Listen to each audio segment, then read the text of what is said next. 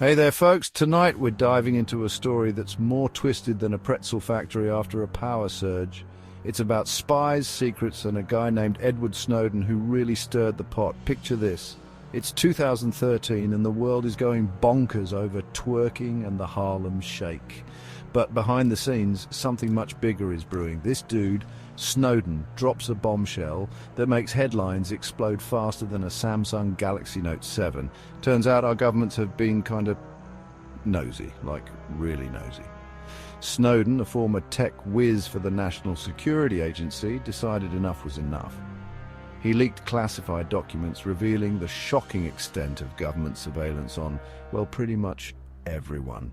And that, my friends, is how the Snowden Saga began. Buckle up, because it's going to be a bumpy ride. Now, you might be wondering why Edward Snowden, a seemingly ordinary guy with a penchant for privacy, decided to become public enemy number one. Well, the answer, my friends, lies in the heart of a patriot who felt betrayed by his own government. Snowden wasn't some anarchist hacker living in his mum's basement, plotting to bring down the government with a Cheeto-dusted keyboard. He was a brilliant computer whiz who landed gigs with the CIA and later the NSA, the big leagues of the intelligence world, folks. But as Snowden dug deeper into the NSA's operations, he stumbled upon something that chilled him to the bone: massive surveillance programs that were scooping up data on ordinary citizens, not just suspected terrorists. Imagine the government reading your texts, browsing your search history, even listening to your embarrassing karaoke sessions. Talk about a privacy nightmare.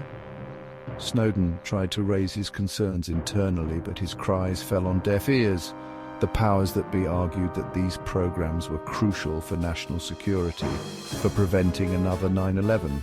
But Snowden wasn't buying it. He believed that the government had crossed a line, that they were sacrificing our freedom in the name of security. So, what were these top-secret programs that Snowden risked everything to expose? Well, imagine the NSA as that creepy neighbor who's always eavesdropping on your conversations through a glass pressed against the wall.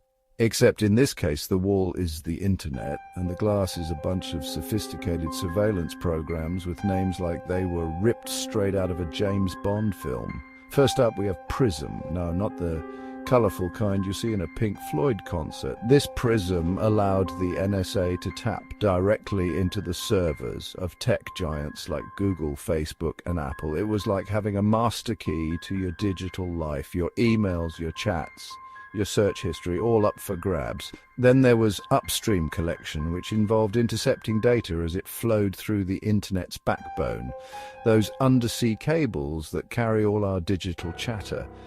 Imagine the NSA as a digital fisherman casting a giant net into the ocean of data and scooping up everything in its path. And let's not forget about bulk metadata collection, where the NSA hoovered up phone records of millions of Americans, who they called, when they called, and for how long. They argued that collecting this data was crucial for connecting the dots, for identifying potential terrorists. But critics argued that it was like searching everyone's luggage just because a few people might be carrying contraband. Section 4. The world reacts, a mixed bag of opinions.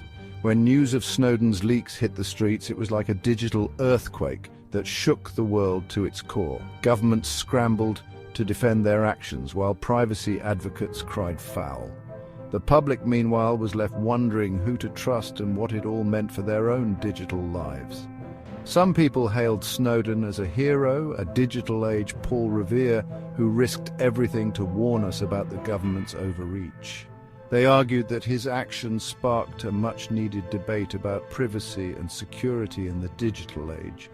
Others condemned him as a traitor, a reckless leaker who had endangered national security by exposing sensitive intelligence programs. They argued that his actions had made America less safe, that he had blood on his hands.